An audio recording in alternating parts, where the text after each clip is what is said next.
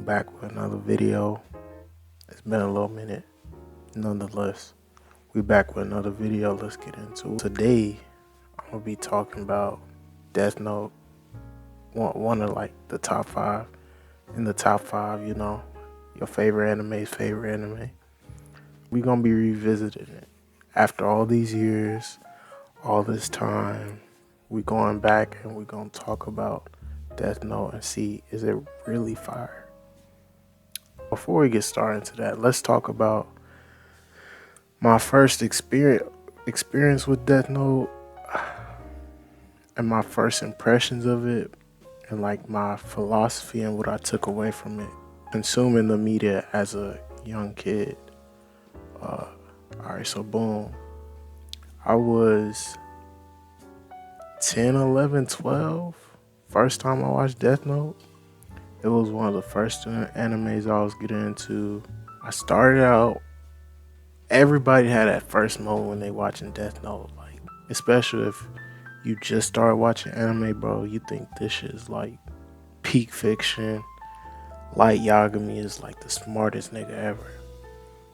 Of course, naturally, me being the young person I am, I was bedazzled by this shit. I thought Light was the smartest person ever. This was a cool ass concept, fire ass visuals. This shit so peak. The main thing that I took away from it is the concept of Light trying to become God, which is crazy in hindsight. Growing up, I thought that was kind of cool.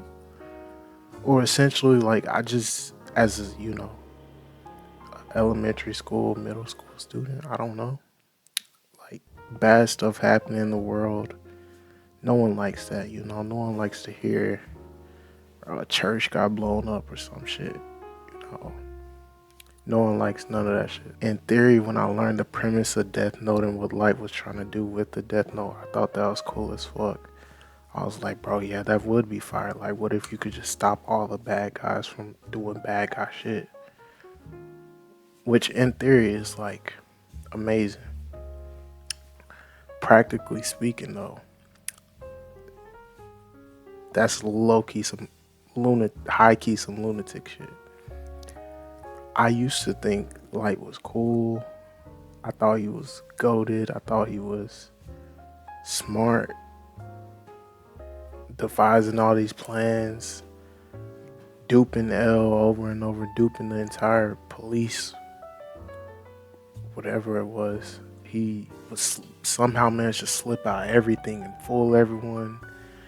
And as the story progressed on, I was like rooting for him, which is low-key diabolical. As a young jit, as a little jit, you rooting for a nigga that's just killing niggas indiscriminately. Cause like, imagine you go to jail for, I don't know, petty larceny or something, or grand larceny or something, for a petty theft. You go to jail, you doing a year and 8 months in jail, nigga, your ass get heart attack. That's crazy. That Light was just killing niggas just for the sake of killing niggas. And at first it was cool because he didn't kill anyone. Well, conceptually it was okay because he wasn't killing anyone that quote unquote didn't deserve it.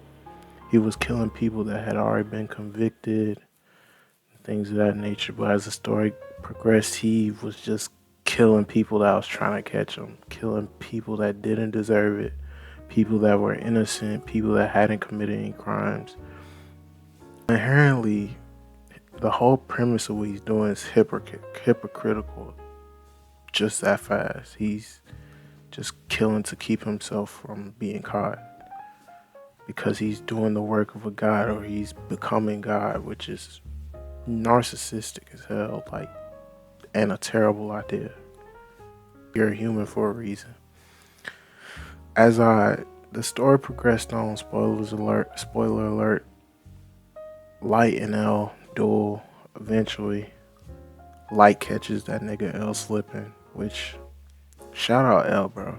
L is high key like the best character in the show, while Light is like bottom tier. L is although socially awkward, that nigga smart, actually smart.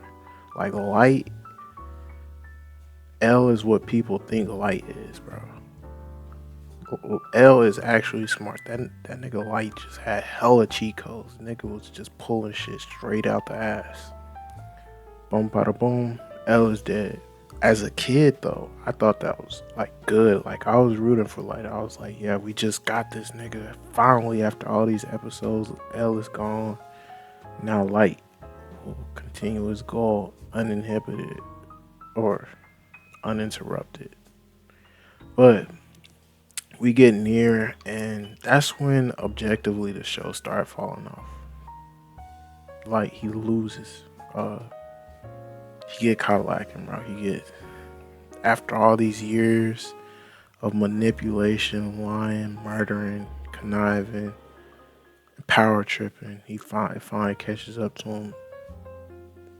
Now looking back on it, that was the only way it was gonna end. A goal like that was completely unachievable.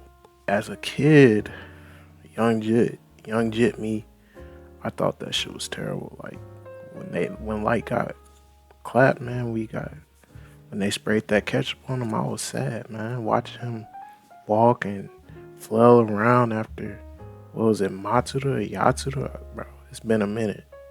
That nigga tweaked out and popped that Light, and he was just walking and walking through, flailing with his arm like this. A nigga was sad. I was sad. I was like, his goal was just. His ideologies were just. His what he wanted to provide to the world was just. In reality, it really wasn't. Anyone with any semblance of maturity would know that instantly. But young me did not think that. I was sad. Now today, as I reflect on Death Note,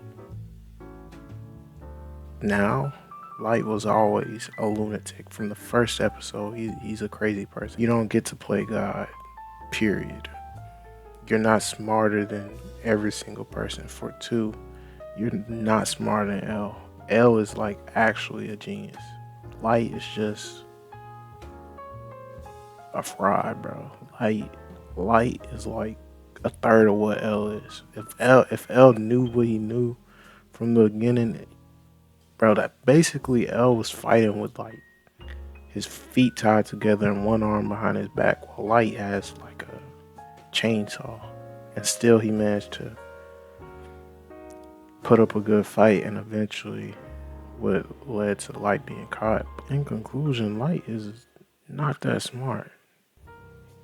In conclusion, too, he is a lunatic, psychopath, crazy person, a terrible person, an evil person. He is a villain. He is a villain, even though we get it from the protagonist standpoint. And even in the earlier episodes, when things were on like a lot smaller scale, like I'd say up to the wife or the fiance that he killed, a lot of it felt like it was on a smaller scale, but it was still like very intricate. Towards the end, it kind of just exploded because he's been killing people nonstop for years. Like I said, the end of the story, Light was always a lunatic, and he had no chance of winning from the beginning. And I wanted to talk about sort of the ending scenes of Death Note where Light is flailing around, seemingly dying. And it's sort of poetic because Ryuk at the beginning of the show says like, one day I'll be writing your name in a Death Note. So that makes you think, did somehow Ryuk foresee this entire thing? Did Ryuk write his name in that Death Note? I'd say it'd have to have happened.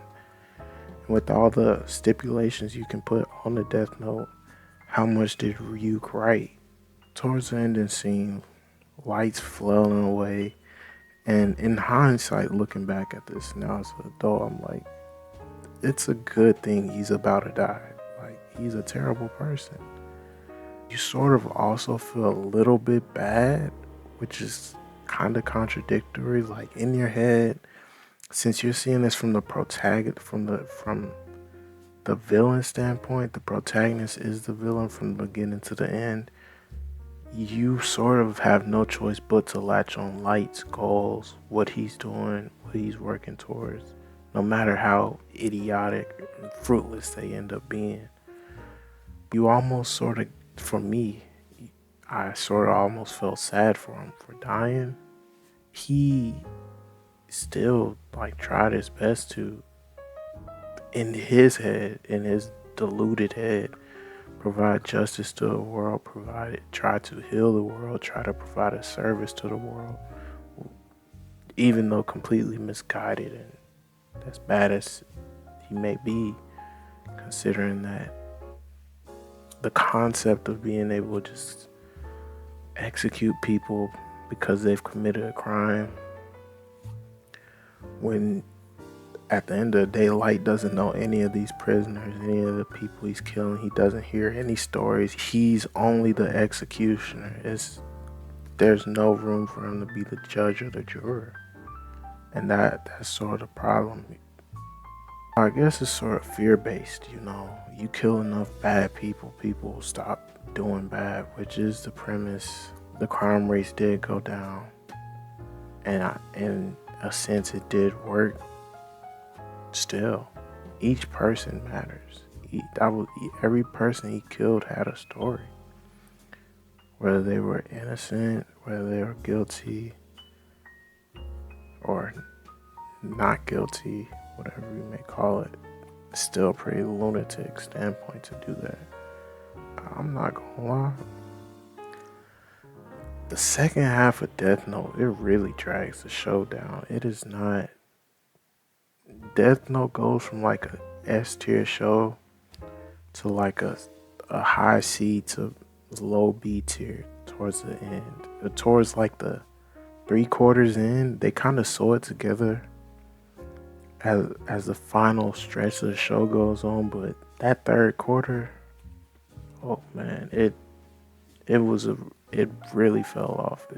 It sort of just, it felt like it was trying to introduce too much when the original premise is really just one-on-one, the showdown of two intellectuals. Now looking back on it, I'd say the show is I'd say